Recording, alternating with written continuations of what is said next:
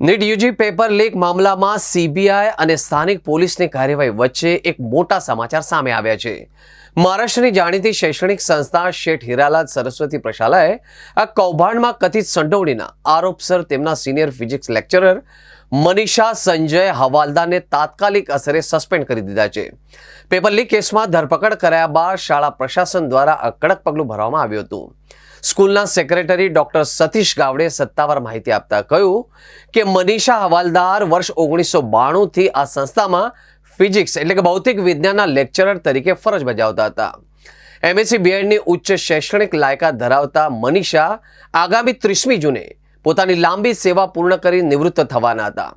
ગણતરીના દિવસો પહેલા દેશની સૌથી મોટી તબીબી પ્રવેશ પરીક્ષાના કૌભાંડમાં તેમનું નામ ખુલતા સમગ્ર શિક્ષણ જગત સ્તબ્ધ છે।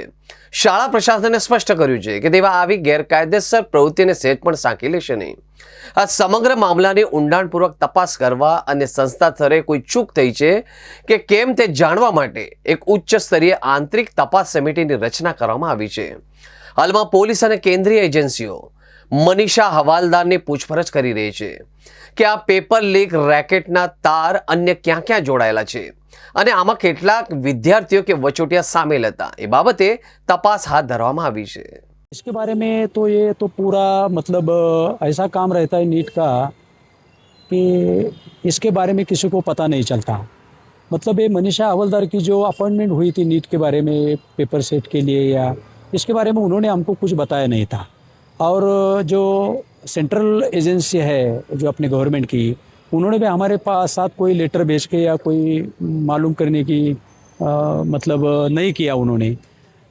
ये मालूम होने के बाद हमको तो इसका पहले पता नहीं था, लेकिन न्यूज़ में जब हमको 5:30-6 बजे आज मालूम हो गया तभी हमने उनका सस्पेंड कर दिया है और एक समिति का हमने गठन किया है। एक कमेटी उसको अपॉइंट की है और इसकी इंक्वायरी हो जाएगी, लेकिन हम इसका समर्थन नहीं करते। ये तो बहुत बुरा हो गया है और हमारा इंस्टीट्यूट एक 100 साल पुराना इंस्टीट्यूट है और ये 100 साल में ऐसा कोई हमारे इंस्टीट्यूट में हमारे टीचर के बारे में या कोई शख्स के बारे में हुआ है ऐसा तो अभी तक नहीं हुआ। लेकिन ये हुआ है तो पूरा गलत हुआ है और हम इसका समर्थन बिल्कुल नहीं करते, उसका हम निषेध ही कर देते हैं और इसीलिए हमने तुरंत उसको सस्पेंड कर दिया।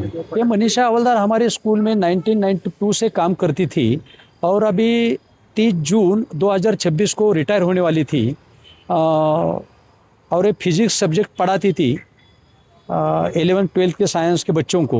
और 2024 में उसको हमने 5 स्टैंडर्ड से 10 स्टैंडर्ड की प्रिंसिपल बनाया था, मतलब HM हेड मिस्ट्रेस थी वो।